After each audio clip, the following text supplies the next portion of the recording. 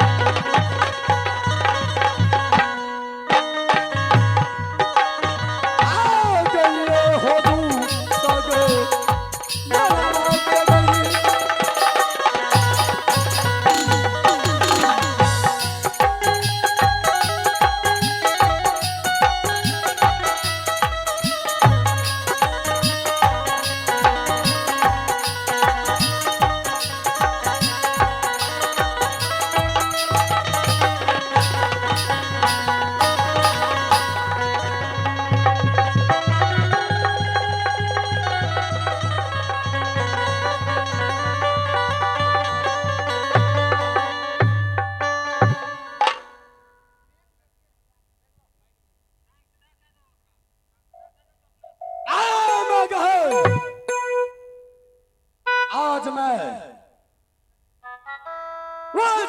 शोभा नायक को छोटा भाई रोना सिंह का बलि तुम्हारे मंदिर में दिया हो। मैं यहां से चलता हूं, छिप कर इसी तारापुर शहर में रहूंगा। जैसे मेरी दुल्हन महल से बाहर होकर के आएगी और इस दुश्मन को मरा हुआ देखेगा, उसे कहना मैं उसके पीछे पड़ जाऊंगा। आगे छिपिए बचिए तो देवता गई।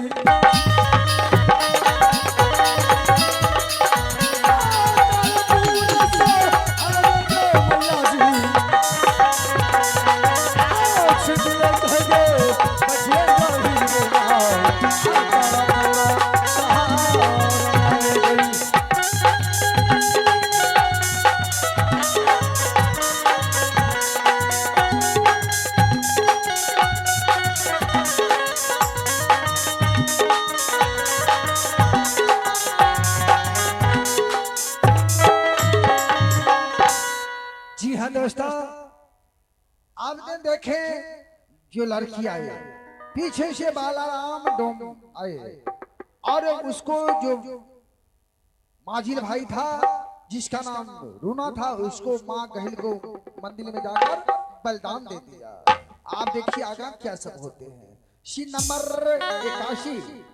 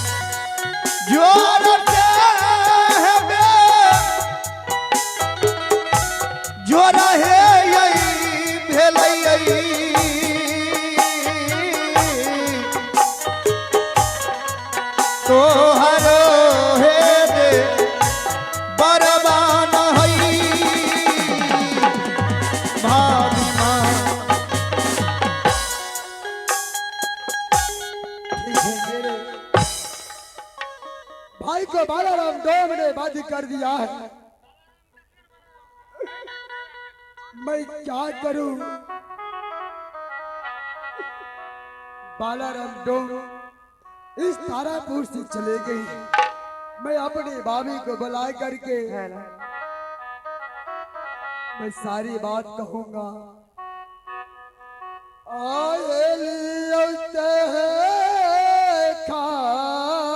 हे भगवान, बारह ये भाभी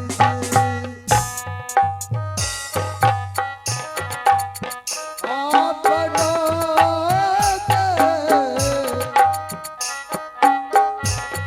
बारह जी के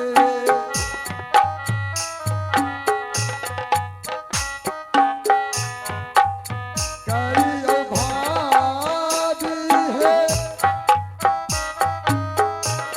आपनो है दे भारत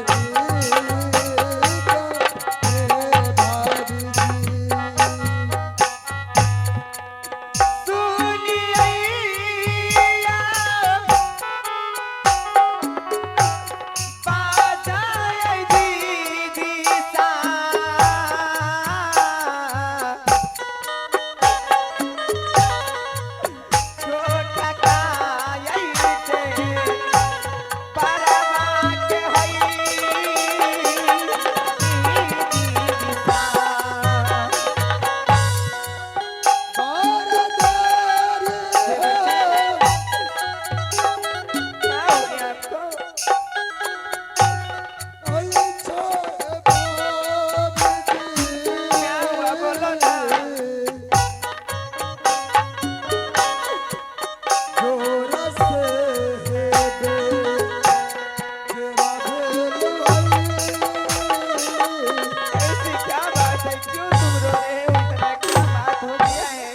भाभी जी, इस बालाराम डोबरे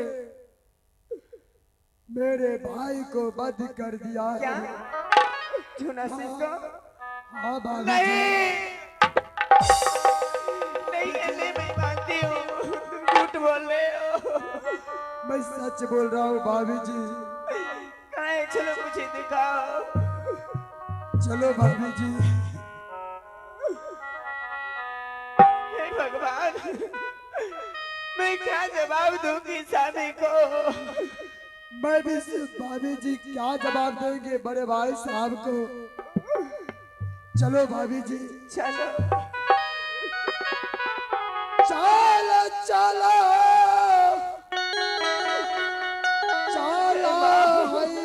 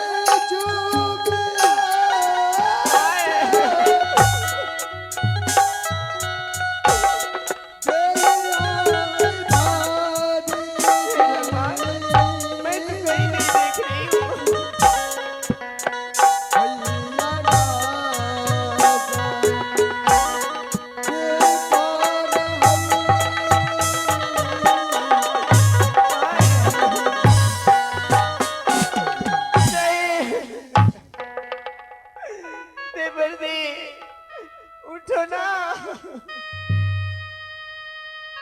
मेरे भाई उठ जा मेरे बड़े भाई।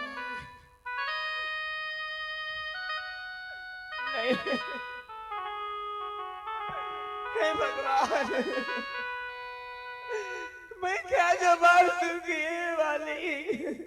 मेरे भाई उठ जा। उठो ने।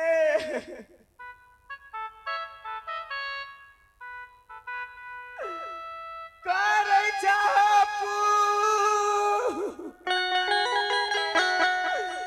कारा नहीं दे महाराजी ए भगवा।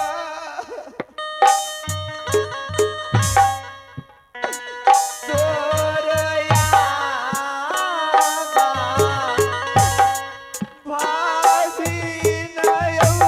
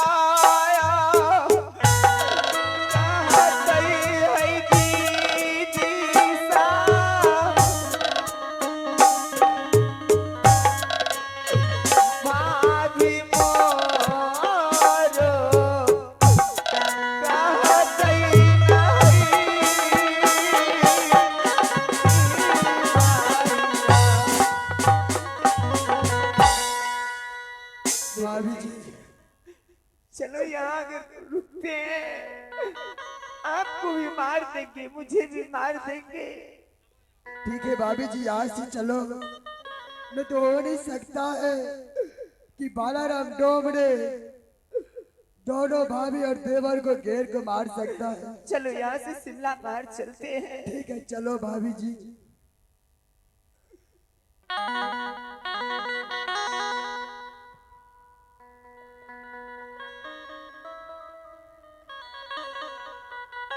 चलो चलो चलो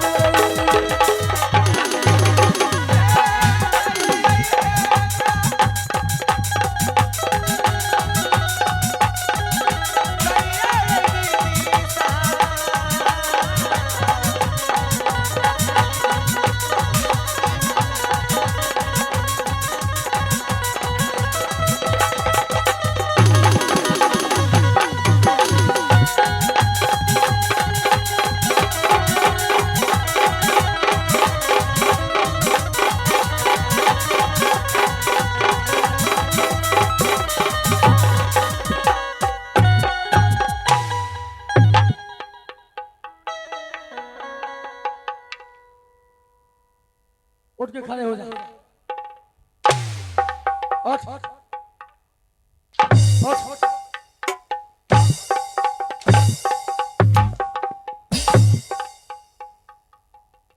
बोलो अब बताओ कि तुम्हारे साथ क्या करूं।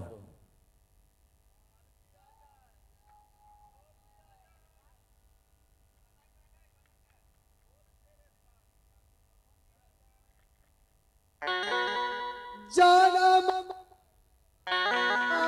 रे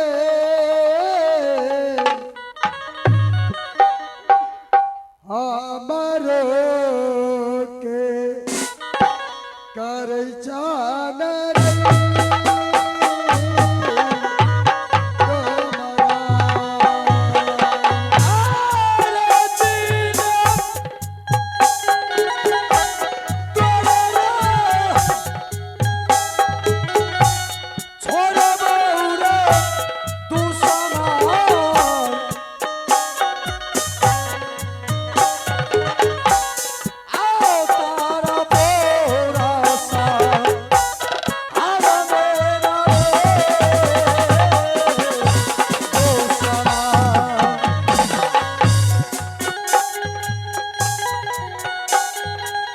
बालाराम डोम, बोल। तूने यही नहीं सोच रहा है कि मैंने एक भाई को वध कर दिया तो ठीक है, जब मेरे भाई को वध कर दिया तो मैं भी मरने के लिए तैयार हूँ। तुझे डायरेक्ट मारूंगा, तरपा तरपा कर तुझको मारूंगा। आपके पास कनियों दया माया नहीं है, थोड़ा सा भी दया नहीं है मेरे पास। इसको छोड़ दियो। इसको छोड़ दो और तुझको मार दो। हाँ, आपको अगर विचार यही है तो हमको मार दो। इसलिए सुनिए, इसलिए इसी बेचारा ने अब महुआ बहुत पीते हैं। महुआ तो हम पीते हैं, अभी तो हमको मिलवो नहीं किया, सुबह हो गया। इस बेचारा ने आपको भीख मांग कर आपको महुआ को दाम देते हैं। इस वालों को आप छोड़ दो। चलो ठीक है। इधर आओ। क्या है बोलो। इस दोमा को चक्कर में पड़ गया। तो चक्कर में पड़ गए हैं तो आज भी मरेंगे, कल भी मर रहेंगे। बोलो क्या बात है। जितना मेरे बाबू भैया है उससे जाकर मांग कर महुआ का दाम दे दीजिए, अब उसको छुटकारा कर देंगे। इस हाँ जरूर में भीख दुख मांग करके मैंने इस बालाराम डोम को महुआ के दाम दो, आपको छुटकारा करवा देते हैं। यदि नहीं छोड़ा तो उसको बदला मैं हूँ। जितना मेरे माता बाबू भैया बैठे हुए हैं आपको जरूर महुआ को दाम देंगे, उसको दाम दो और चले जाइए यहाँ से। ठीक है, जाइए। यदि आप कहते हैं भीख मांगने के लिए तो मैं बिल्कुल तैयार हूँ। हाँ जाइए, जितना मेरे माता बहनों बैठे हुए हैं सबसे भीख मांग कर उसको दाम दे दो, आपको छुटकारा होगा। आगे रखी होगा ना जारी आ गई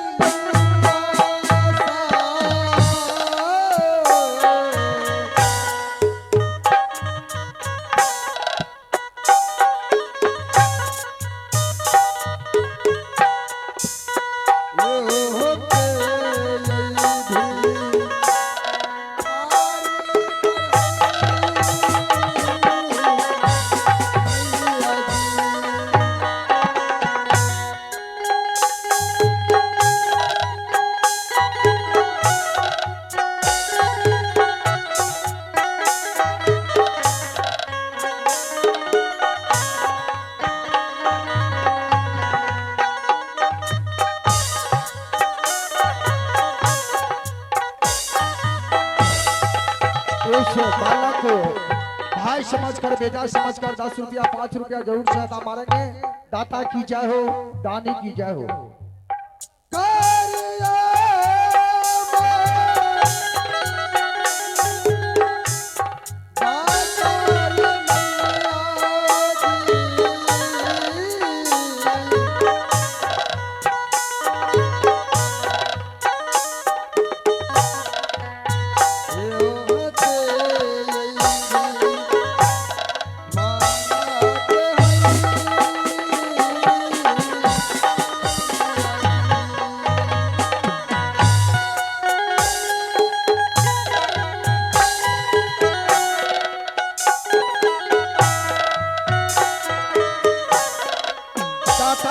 हो दानी की जाए हो।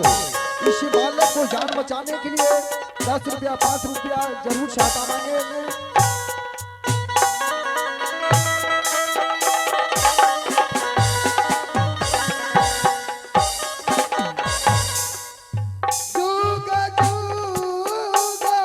दाता की जय हो दानी की जय हो।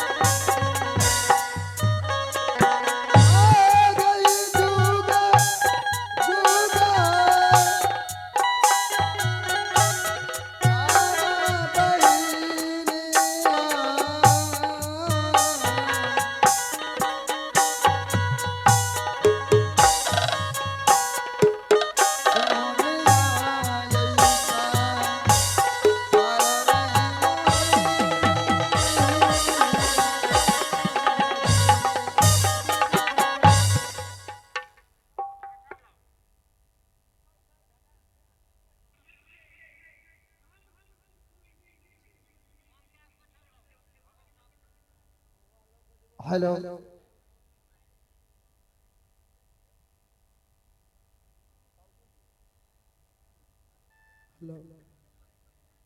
मैया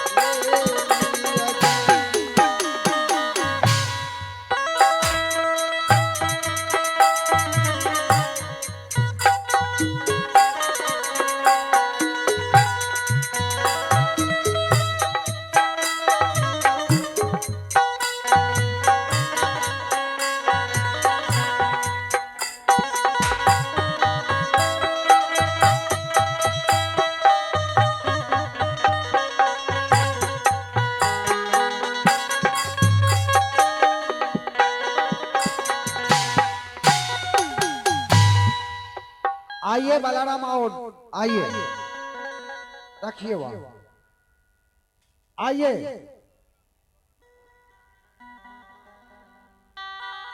आइए कहाँ है ये अरे बालाराम आइए अपना महुआ के नाम लीजिए। मैंने भीख दुख मांग करके लाया हूँ। ठीक है आपको छूट करा दिलवा देते हैं तो ठीक है देखिए महुआ का दाम।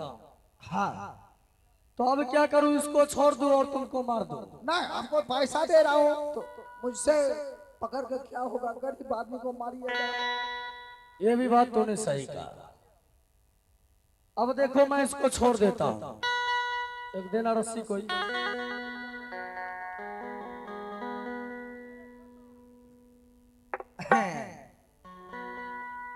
फरमा देते हैं, टेंशन नहीं लीजिए।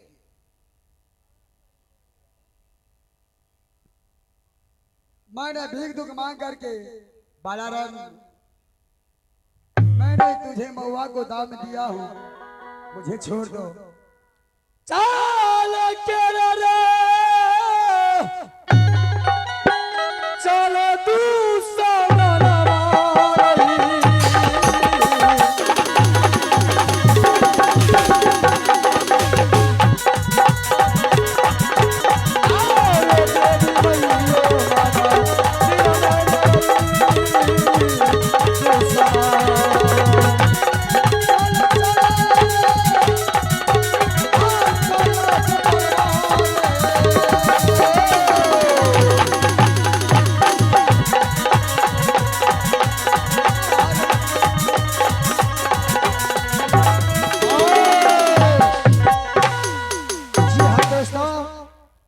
से एक रात्रि खेला है।